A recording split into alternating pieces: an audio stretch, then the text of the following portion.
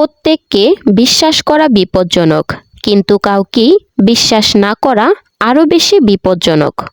মানুষ তুমি সেই দিন হবে যেদিন কারোর ক্ষতি করার আগে একবার হলেও ভাববে যে আমি ভুল করেছি। মাঝে মাঝে তোমাকে চুপ করে যেতে হবে। ব্যাপারটা এই নয় যে তুমি তার কথার উত্তর দিতে পারছো না, ব্যাপারটা আসলে এই যে তোমার কথা বোঝার মতো ক্ষমতা তার নেই। মানুষ কথা বলে মুখে আর ব্যথা লাগে বুকে। কি অদ্ভুত ব্যাপার, তাই না? তার স্বাদ ছেড়ো না যার সময় খারাপ যাচ্ছে, তার স্বাদ ছাড়ো যার মানসিকতা খারাপ আছে। কখনো অহংকার করো না। এই পৃথিবী কাউকে থাকতে দেয় না, কিছু নিয়েও যেতে দেয় না। যদি ব্যক্তি জীবনে শান্তিতে কাটাতে চাও তাহলে লোকের কথায় কান না দিয়ে নিজের মতো করে বাঁচো।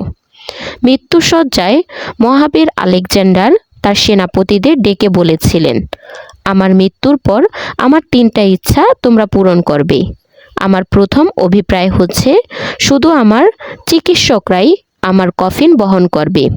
আমার দ্বিতীয় অভিপ্রায় হচ্ছে আমার কফিন যে পথ দিয়ে গোরস্থানে যাবে সেই পথে আমার অর্জিত সোনা ও রূপা ছড়িয়ে থাকবে। আর শেষ অভিপ্রায় হচ্ছে কফিন বহনের সময় আমার দুহাত কফিনের বাইরে ঝুলে থাকবে। তার সেনাপতি তখন তাকে এই বিচিত্র অভিপ্রায় কেন করছেন তা প্রশ্ন করলেন। দীর্ঘশ্বাস গ্রহণ করে আলেকজান্ডার বললেন, আমি দুনিয়ার সামনে 3টি শিক্ষা রেখে যেতে চাই। আমার চিকিৎসকদের কফিন বহন করতে এই কারণে বলেছি যে যাতে লোকে অনুধাবন করতে পারে যে চিকিৎসকরা কোনো মানুষকে সারিয়ে তুলতে পারে না, তারা ক্ষমতাহীন আর মৃত্যুর থাবা থেকে রক্ষা করতে অক্ষম। গোরস্থানের পথে সোনাদানা ছড়িয়ে রাখতে বলেছি মানুষকে এটা বোঝানোর জন্য যে সোনাদানার একটু কণাও আমার সঙ্গে যাবে না। এগুলো পাওয়ার জন্য সারাটা জীবন ব্যয় করেছি, কিন্তু নিজের সঙ্গে কিছুই নিয়ে যেতে পারছি না। মানুষ বুঝুক এইসবের পেছনে ছোটা সময়ের অপচয়। কফিনের বাইরে আমার হাত সরিয়ে রাখতে বলেছি মানুষকে এটা জানাতে খালি হাতেই পৃথিবীতে এসেছি আর খালি হাতেই চলে যাচ্ছি। অপেক্ষার সময়টুকু যে ভীষণ সুন্দর তা কেবলমাত্র অপেক্ষা পেরোলে বোঝা যায়। সফল হতে হবে তাদের জন্য যারা তোমাকে অসফল দেখতে চেয়েছিল। একজন স্ত্রীর কাছে পুরো পরিবারের সাপোর্টের প্রয়োজন পড়ে না, একমাত্র তার স্বামীর সাপোর্ট হলেই যথেষ্ট। আচ্ছা, কিছু মানুষ তো কখনো কারোর সাথে প্রতারণা করে না, তবে তারা কেন প্রতারিত হয়? কিছু মানুষ তো কখনো কারোর মন ভেঙে দেয় না, তবে তাদের মন কেন ভাঙা হয়?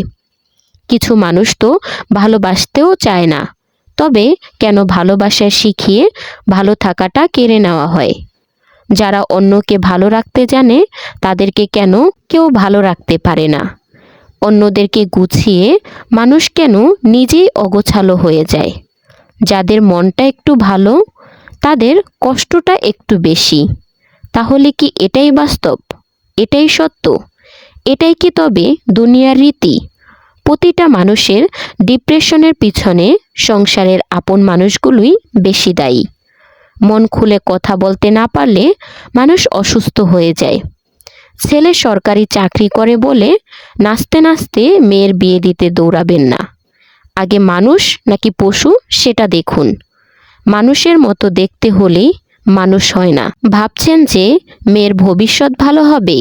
আরে মশাই, যার বাড়িতে গেলে মেয়ের বর্তমানেরই ঠিক নেই তার আবার ভবিষ্যৎ। যে মেয়েটা 60,000 টাকা বেতন পাওয়া সরকারি চাকরি করা ছেলের বিয়ের প্রস্তাব অস্বীকার করে 20,000 টাকা বেতন পাওয়া বেসরকারি চাকরি করা ছেলেকে জীবনসঙ্গী হিসেবে বেছে নিয়েছে, সেই মেয়েটাই জানে টাকাই সব সুখ নয়, বরং মানসিক শান্তি আছে পবিত্র ভালোবাসার মাঝে। জীবনে আর যাই করো, কাউকে অতিরিক্ত মূল্য দিতে যেও না, তাহলে একটা সময় নিজেকে আর খুঁজে পাবে না। প্রয়োজনের তুলনায় মানুষ বেশি পেয়ে গেলে সেটাকে হজম করতে পারে না। যে হাসাতে পারে না তার জন্য কেঁদো না। যে একবার ছেড়ে চলে যায় তাকে আর দ্বিতীয়বার আসতে দিও না। তো বন্ধুরা, ভিডিওটা ভালো লাগলে লাইক কমেন্ট শেয়ার করে চ্যানেলটি সাবস্ক্রাইব করে পাশে থাকবেন। আর হ্যাঁ, নেক্সট কি রিলেটেড ভিডিও চান সেটা অবশ্যই কমেন্টে জানাবেন। দেখা হচ্ছে পরবর্তী কোনো ভিডিওতে। সেই পর্যন্ত ভালো থাকবেন, সুস্থ থাকবেন। আল্লাহ হাফেজ।